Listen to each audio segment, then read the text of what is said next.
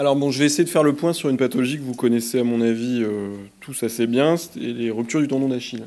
Donc le tendon d'Achille, c'est le tendon qui est le plus gros et le plus solide dans l'organisme, mais sa rupture reste la lésion tendineuse traumatique la plus fréquente, avec une incidence à 18 pour 100 000. Il touche principalement l'homme, avec un pic de fréquence entre 30 et 40 ans.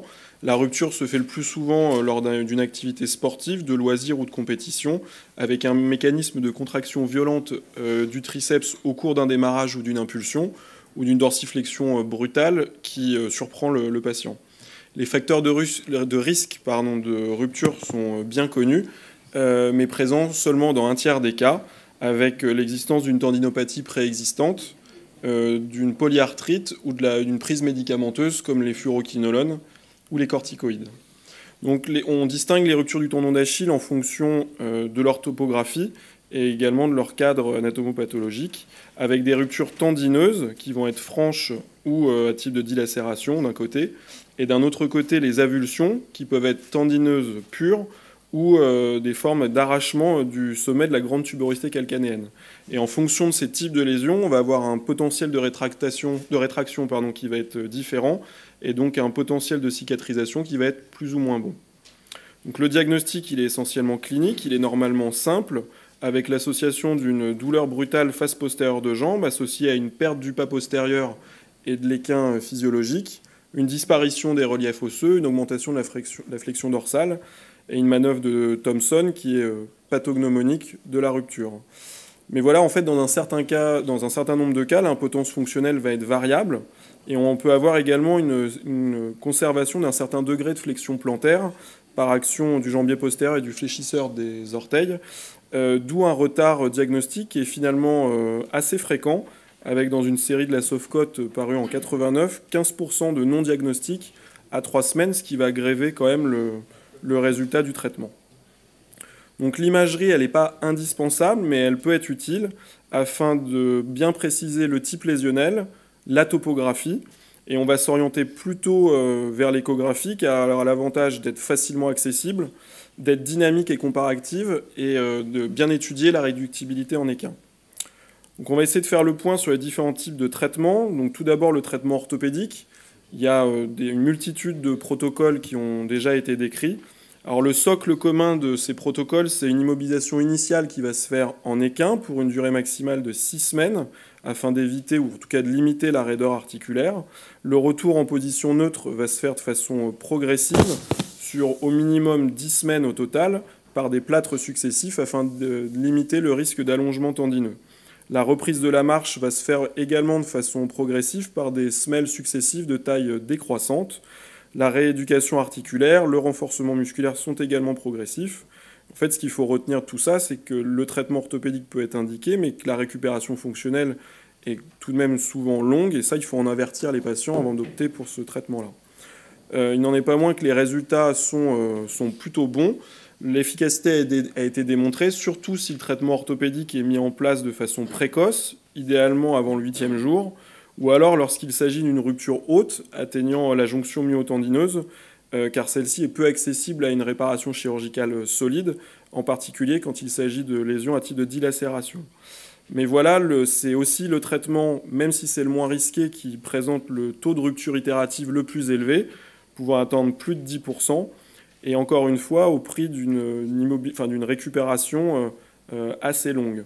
Les risques principaux de ce traitement, c'est d'avoir un allongement tendineux, avec en résultante une diminution de la force de propulsion, et également une raideur articulaire et une amyotrophie du triceps sural. Donc la chirurgie conventionnelle, ça reste encore actuellement le gold standard.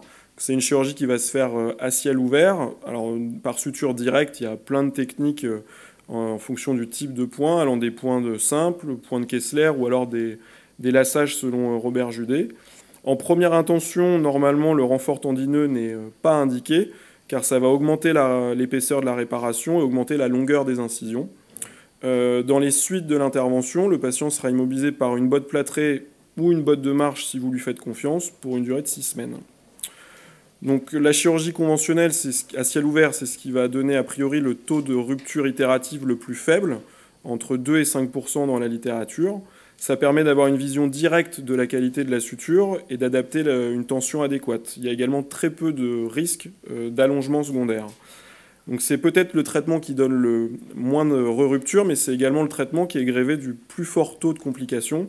Ça, c'est vraiment important de prévenir le patient avant, en particulier des risques de nécrose cutanée et d'infection, qui dans certaines séries peut s'augmenter à 3%. C'est des infections qui sont profondes et graves, pouvant entraîner une nécrose septique du tendon. On a également des patients qui peuvent se plaindre d'adhérence ou de troubles sensitifs cutanés. Donc devant ce taux de complications qui est quand même non négligeable, certains ont essayé de trouver un compromis entre ce traitement à ciel ouvert et le traitement orthopédique. Donc on a essayé de développer une chirurgie percutanée, développée à la fin des années 70 aux États-Unis et importée en France par Delpont dans les années 80. Ce traitement, le principe, c'est de permettre une mobilisation précoce avec une reprise d'appui partielle également précoce, en permettant en fait de rapprocher les bords tendineux et de conserver l'hématome rupturaire au sein de la gaine qui est toujours intacte dans une rupture du tendon d'Achille. Avantage de ce traitement, encore une fois, c'est de diminuer le taux de complications locales, qui est quand même un important facteur pronostic, en particulier le taux d'infection, tout en limitant également le taux d'allongement tendineux. Désavantage de ce traitement, c'est le taux de rupture itératif, qui est quand même plus élevé que la chirurgie à ciel ouvert, qui est compris en fonction des études entre 4 et 10%. C'est un patient où un traitement où la compliance du patient est indispensable, parce qu'il n'est pas immobilisé de façon stricte. S'il fait n'importe quoi, ça va casser assez vite. La courbe d'apprentissage du chirurgien également, parce que ce dispositif, la plupart du temps, ça se fait à l'aveugle, même s'il y a des protocoles avec l'aide de l'échographie opératoire, et on peut très bien se retrouver avec le ténolique qui soit à côté du tendon. Il y a également des lésions nerveuses, en particulier du nerf sural, qui ont été décrites dans la littérature. Donc finalement, comment adapter la stratégie thérapeutique? En fait, il faut répondre à deux problématiques. Premièrement, récupérer la meilleure fonction possible, ce qui passe par l'obtention d'une cicatrisation de qualité et d'une mobilisation précoce, tout en limitant le risque de l'intervention, en tout cas du traitement, que ça soit aigu ou chronique. Donc pour ça, il faut essayer de répondre à 4 questions. La date du traumatisme, le siège et le type de la lésion, et puis le profil du patient, que ce soit son âge, ses comorbidités ou son niveau sportif. Donc globalement, une rupture du tendon d'Achille qui est vue tardivement, au-delà de 8 jours, on conseille plutôt un traitement chirurgical à ciel ouvert, parce que pendant la période avant le diagnostic, il y a un hématome qui va se créer et qui peut gêner la réductibilité de la lésion. Ensuite, les ruptures de la jonction myotendineuse, c'est-à-dire très proximales, elles sont plutôt destinées à être traitées orthopédiquement, car le problème, c'est qu'on ne va pas avoir une fixation chirurgicale solide, et en plus, c'est des lésions qui ont un très bon pronostic de cicatrisation. Les avulsions distales, le traitement est toujours chirurgical, avec une réinsertion transosseuse à ciel ouvert. Et ensuite, pour les lésions intratendineuses pures, on va discuter au cas par cas, en fonction du profil du patient. Donc plus le patient est jeune et sportif, plus on va s'orienter vers un traitement chirurgical. Et là, la technique chirurgicale va dépendre du type de lésion, des habitudes de chirurgien et également du choix du patient. Et puis chez un patient plus âgé, sédentaire ou avec des comorbidités, on va s'orienter plutôt vers un traitement orthopédique. En tout cas, ce qui est fondamental, c'est qu'il faut bien expliquer tout ça au patient avant de choisir, puisqu'il a vraiment son mot à dire. Moi, ça m'est déjà arrivé de choisir un traitement orthopédique chez des patients qui auraient nécessité un traitement chirurgical, ou en tout cas qui constituaient des bonnes indications, parce que le patient me disait « moi, je ne veux pas prendre le risque d'avoir une complication grave ». Voilà. Je vous remercie.